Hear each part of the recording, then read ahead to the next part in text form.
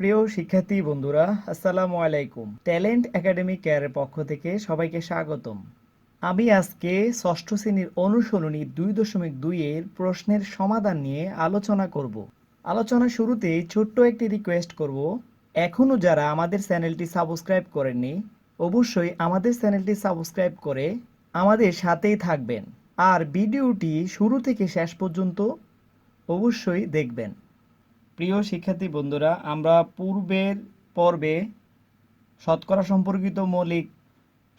সম্পর্কিত বেসিক নিয়ে আলোচনা করেছিলাম। আজকে তোমাদের পাঠ্য বইয়ের 5 আজকে শুরুতেই তোমাদের পাঠ্য বইয়ের 5-এর প্রশ্নের সমাধান নিয়ে আলোচনা করব। প্রশ্নটি হলো, দেখো, একটি স্কুলে শিক্ষার্থীর সংখ্যা 500 জন, এর মধ্যে ছাত্রীর সংখ্যা বলা আছে 40%। ওই স্কুলের ছাত্র সংখ্যা নির্ণয় করার জন্য আমাদেরকে বলছে। এখানে ছাত্রী সংখ্যা 40%, কথাটির মানে হচ্ছে 100 জনে ছাত্রী হচ্ছে 40 জন। 500 জন শিক্ষার্থীর মধ্যে ছাত্রী সংখ্যা কতজন আছে আমরা এটা বের করব। বের করার পরে আমরা যে কাজটা করব সেই কাজটা হচ্ছে 500 জন শিক্ষার্থী থেকে ছাত্রী সংখ্যাটা বিয়োগ করে দিব, তারপরে আমরা ছাত্র সংখ্যাটা পেয়ে যাব। তাহলে চলো অঙ্কটি সমাধান করা যাক। তাহলে আমরা লিখব 100 জনে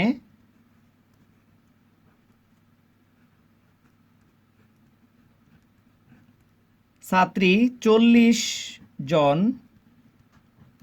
সুতরাং একজনে ছাত্রী কম, অবশ্যই কম হলে ভাগ হবে, অর্থাৎ 100 ভাগের 40 জন, সুতরাং 500 জনে ছাত্রী 40 গুণন 500 বাই 100 জন সমান। তাহলে আমরা যদি এটা কাটাকাটি করি, 500কে 100 দ্বারা কাটাকাটি করলে পাওয়া যায় 5, 40কে 5 দ্বারা গুণ করলে পাওয়া যায় 5 40-এ 200 জন। মোট শিক্ষার্থী থেকে ছাত্রী সংখ্যা বিয়োগ করে দিলেই আমরা ছাত্র সংখ্যা পেয়ে যাব, অর্থাৎ 500 থেকে 200 বিয়োগ, অর্থাৎ 500 থেকে 200 বিয়োগ করে থাকে আমাদের কাছে 300 জন। তাহলে ছাত্র সংখ্যা দাঁড়ালো 300 জন। এখানে আমরা আরও একটা প্রশ্ন নিয়ে আলোচনা করব। প্রশ্নটি হচ্ছে, ডেভিড সাময়িক পরীক্ষায় 900 নম্বরের মধ্যে 600 নম্বর পেয়েছে, সে শতকরা কত নম্বর পেয়েছে? মোট নম্বর এবং প্রাপ্ত নম্বরের অনুপাত নির্ণয় করো। তাহলে এখানে ডেভিড 900 নম্বরের মধ্যে পেয়েছে 600, একে কত পেয়েছে, 100 কত পেয়েছে সেটা আমরা আগে বের করব, তারপরে আমরা মোট নাম্বার এবং প্রাপ্ত নম্বরের অনুপাতটা বের করব। 900 নম্বরের মধ্যে পেয়েছে 600 নম্বর, সুতরাং 1 নম্বরের মধ্যে পেয়েছে, অবশ্য কম পেয়েছে, কম পেলে ভাগ হবে, অর্থাৎ 900 ভাগের 600 নম্বর। সুতরাং যেহেতু আমাদের কাছে শতকরা চেয়েছে তাহলে আমরা শতকরা করতে হবে। 100 নম্বরের মধ্যে পেয়েছে 600 ইন্টু 100 বাই 900 নম্বর সমান। তাহলে আমরা যদি এটাকে কাটাকাটি করি, 100 দ্বারা কাটলে এখানে 100 একে 100, 900 একে 900, তাহলে আমাদের কাছে রইল 9 ভাগের 600। আমরা যদি এটাকে আবার 3 দ্বারা কাটাকাটি করি তাহলে হচ্ছে 3 তিরিকা 9, 3 20-এ 60, শূন্য একটা যেহেতু রয়ে গেছে আমরা এটা দিয়ে দেব। তাহলে আমাদের কাছে রয়ে গেল 3 ভাগের 200 নম্বর। আমরা 200কে যদি 3 দ্বারা ভাগ করি, ভাগফল দাঁড়ায় 66 সমস্ত 3 ভাগের 2 নম্বর। যেহেতু আমাদের কাছে মোট নম্বর এবং প্রাপ্ত নম্বরের অনুপাত চেয়েছে, তাহলে আমরা লিখেছি এখানে মোট নাম্বার অনুপাত প্রাপ্ত নম্বর। মোট নাম্বার আমাদের কাছে ছিল 900, অনুপাত প্রাপ্ত নম্বর আমার কাছে ছিল 600। যদি 300 দ্বারা ভাগ করি, এখানে থাকে 3:2, অর্থাৎ 900কে যদি 300 দ্বারা ভাগ করা হয় তাহলে থাকে এখানে 3, 600কে যদি 300 দ্বারা ভাগ করা হয় তাহলে থাকে 2। তাহলে আমাদের কাছে উত্তর দাঁড়ালো 3:2। তাহলে আরেকটি প্রশ্ন দেখো, মোসান্না বইয়ের দোকান থেকে একটি বাংলা রচনা বই 84 টাকায় ক্রয় করলো, কিন্তু বইটির কভারের মূল্য লেখা ছিল 120 টাকা। সে শতকরা কত টাকা কমিশন পেল। অর্থাৎ বইটার যে কভার মূল্য ছিল সেটা ছিল 120 টাকা, কিন্তু মোসান্নাফ বইটা কিনছে 84 টাকা দিয়ে। তোমরা অবশ্যই দেখবে যে বইয়ের গায়ের মূল্যে লেখা থাকে বইয়ের দাম, কিন্তু সেখানে তোমাকে কিছু কমিশন দেয়, হয়তো বা 5%, হয়তো বা 10%। যদি কমিশন দেয় তাহলে বইয়ের দাম অবশ্যই কমে যায়। অর্থাৎ বইয়ের গায়ের মূল্য ছিল 120 টাকা, সেখান থেকে কমিশন পেয়ে তুমি 84 টাকা দিয়ে বইটি ক্রয় করেছো। কিন্তু প্রশ্ন এখন হলো কত টাকা কমিশন পেলে। জিনিসটা বের করব, বইটিতে কমিশন পায়, তাহলে আমরা 120 থেকে 84-কে বিয়োগ করে দেব। অর্থাৎ আমরা এখানে 120 টাকা থেকে 84 টাকা বিয়োগ করলে বিয়োগফল দাঁড়ায় 36 টাকা। তাহলে আমরা লিখতে পারি কত টাকায় কমিশন পাইছে, 120 টাকায় কমিশন পায় 36 টাকা। তাহলে 120 টাকায় কমিশন পায় 36 টাকা, সুতরাং 1 টাকায় কমিশন পায় 120 ভাগের 36 টাকা, সুতরাং 100 টাকায় কমিশন পায় 36 ইন্টু 100/120 টাকা। তাহলে আমরা যদি এখানে 0 0 কেটে দেই, দিলাম, তাহলে 3 12 36, অর্থাৎ 36কে 12 দ্বারা ভাগ করলে 3 পাওয়া যায়। তাহলে 3 10 30 টাকা। তাহলে উত্তর হলো 30%, অর্থাৎ শতকরায় মোসান্না 30% কমিশন পেল। একজন চাকুরিজীবীর মাসিক আয় 15,000 টাকা, তার মাসিক ব্যয় হচ্ছে 9,000 টাকা। তার ব্যয় আয়ের শতকরা কত? অর্থাৎ মাসিক আয় 15,000 টাকা হলে ব্যয় হচ্ছে 9,000 টাকা। 1 টাকা হলে 100 টাকা হলে এভাবে করলে আমরা এটা সমাধানটা পেয়ে যাব। তাহলে আমরা লিখতে পারি মাসিক আয় 15,000 টাকা হলে ব্যয় 9,000 টাকা, সুতরাং মাসিক আয় 1 টাকা হলে ব্যয়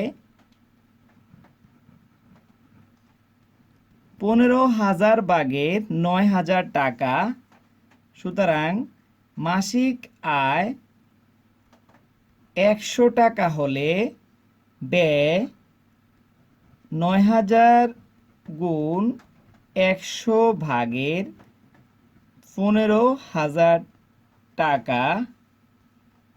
আমরা শূন্যগুলো কেটে দেই, এই 2 শূন্য এখানে 2 শূন্য কাটা যায়, এখানে 1 শূন্য এখানে 1 শূন্য কাটা যায়। 6 15 90, অর্থাৎ 6, যেহেতু এখানে একটা শূন্য রয়ে গেছে তাহলে এই শূন্যটা আমরা বসিয়ে দিব, অর্থাৎ 60 টাকা। উত্তর 60%, অর্থাৎ তার ব্যয়টা হচ্ছে আয়ের 60%। এখানে আরেকটা প্রশ্ন দেখো, শোয়েবের স্কুলের মাসিক বেতন 200 টাকা, তার মা তাকে প্রতিদিন টিফিন বাবদ 20 টাকা দেন। তার প্রতিদিনের টিফিন বাবদ খরচটা মাসিক বেতনের শতকরা কত? তাহলে দেখো আমরা লিখতে পারি মাসিক বেতন 200 টাকা হলে টিফিন খরচ 20 টাকা, সুতরাং মাসিক বেতন 1 টাকা হলে টিফিন খরচ 200 ভাগের 20 টাকা। মাসিক বেতন 100 টাকা হলে টিফিন খরচ 20 ইন্টু 100/200 টাকা। তাহলে আমরা এই শূন্য কেটে দিলাম, এই শূন্য কেটে দিলাম, তাহলে এখানে 10 দুগুণে 20, অর্থাৎ 10 টাকা। তাহলে উত্তর দাঁড়ালো টিফিন বাবদ খরচটা মাসিক বেতনের 10%। একটি স্কুলের শিক্ষার্থী 800 জন, বছরের শুরুতে 5% শিক্ষার্থী নতুন ভর্তি করা হলো। বর্তমানে ওই স্কুলের শিক্ষার্থী সংখ্যা কত? তাহলে দেখো আমরা লিখতে পারি 100 জনে নতুন ভর্তি হলো 5 জন, সুতরাং একজনে নতুন ভর্তি হলো 100 ভাগের 5 জন। তাহলে আমরা 800 জনে কতজন ভর্তি হয়েছে বের করব। সুতরাং 800 জনের নতুন শিক্ষার্থী ভর্তি হয়, 800 ইন্টু 5/100। আমরা যদি শূন্য এই দুইটা কেটে দেই তাহলে থাকে 5 40 জন। সুতরাং বর্তমানে ওই স্কুলের শিক্ষার্থী হবে, পূর্বে ছিল 800 জন, নতুন ভর্তি হলো 40 জন। তাহলে 800 যোগ 40 সমান হচ্ছে 840 জন। তাহলে উত্তর দাঁড়ালো 840 জন। তাহলে একইভাবে আরেকটি প্রশ্ন দেখো, একটি শ্রেণীতে 200 জন শিক্ষার্থীর মধ্যে 5% অনুপস্থিত ছিল। কতজন শিক্ষার্থী উপস্থিত ছিল? তাহলে একইভাবে আমরা লিখতে পারি 100 জনে অনুপস্থিত হচ্ছে 5 জন, একজনে 200 জনে বের করব। তাহলে 100 জনে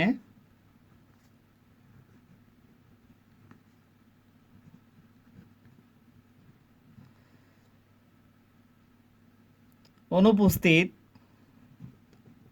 5 জন, সুতরাং একজনে অনুপস্থিত 100 ভাগের 5 জন, সুতরাং 200 জন অনুপস্থিত 5 গুণন 200/100 জন, কাটাকাটি করলে থাকে 2, তাহলে 5 দুগুণে 10 জন। তাহলে সুতরাং উপস্থিত শিক্ষার্থী হচ্ছে 200 জন থেকে 10 জন বিয়োগ করে দিতে হবে, অর্থাৎ 200 থেকে 10 চলে গেলে থাকে 190 জন, অর্থাৎ উপস্থিত শিক্ষার্থীর সংখ্যা দাঁড়ালো 190 জন। জাহেদ 10% কমিশনে একটি বই ক্রয় করে দোকানিকে 180 টাকা দিল, বইটির প্রকৃত মূল্য কত? তাহলে আমরা লিখতে পারি 10% কমিশনে ক্রয় মূল্য সমান 100 থেকে 10 বিয়োগ টাকা সমান 90 টাকা। তাহলে আমরা লিখতে পারি, সুতরাং ক্রয় মূল্য 90 টাকা হলে প্রকৃত মূল্য 100 টাকা।